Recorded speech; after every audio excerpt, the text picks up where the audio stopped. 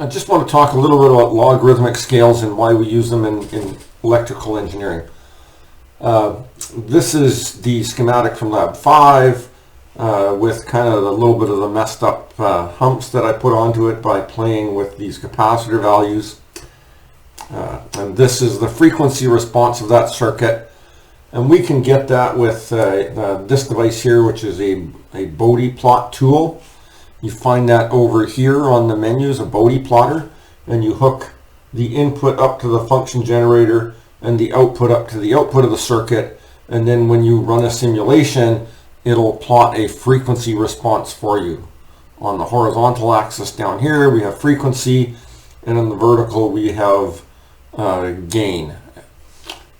Now, if we looked at this on a logarithmic scale, right now on the horizontal axis, on the frequency, we're looking at this logarithmic.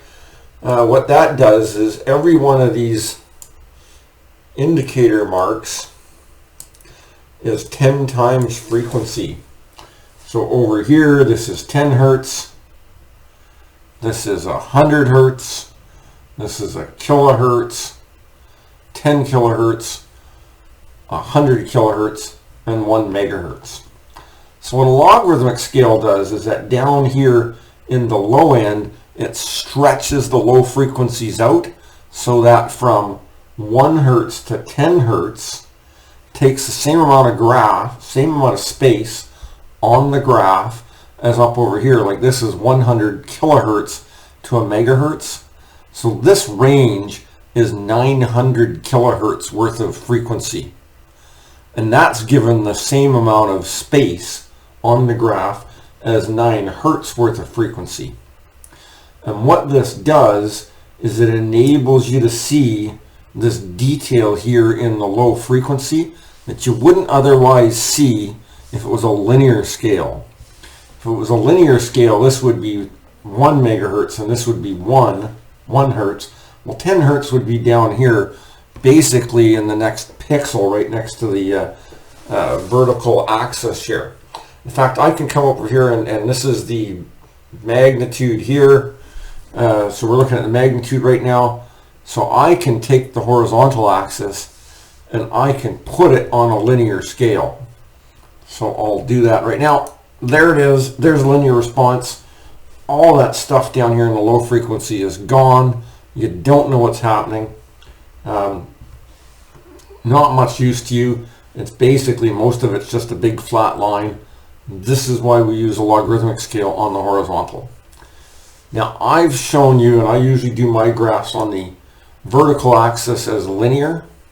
So here you can see on the vertical I've done linear, but in reality a lot of electrical engineering things such as noise immunity and EMC testing is done log-log, and so it would be on a log scale, and you'd have to go in and change the minimum and the maximum. So here's minus 20 dB to 40 dB. Let's go 0.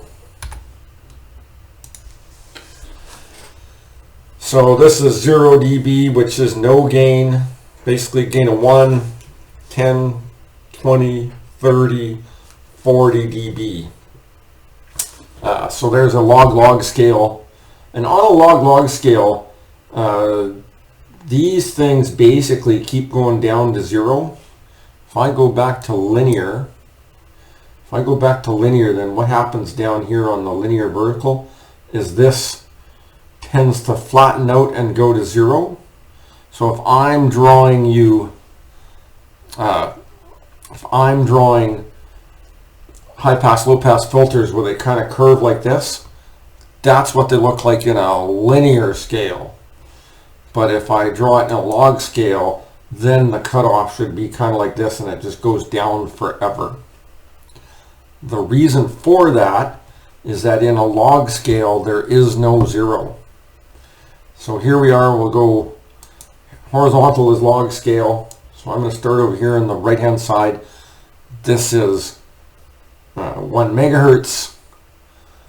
Go 1 square over, that's a tenth of that, 100 kilohertz, 10 kilohertz, 1 kilohertz, 100 hertz, 10 hertz, 1 hertz.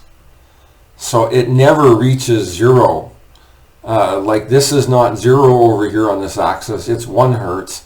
And then over here, if I extended the graph out, would be 0.1 hertz, 0.01 hertz. Basically, it just keeps going down 1/10 and 1/10 and 1/10 down to 1 over infinity, but never reaching 0. Same in this direction, it's 1 meg, 10 meg, 100 meg, gigahertz, 10 gigahertz, and so on off into infinity. So there's no 0 on a log scale.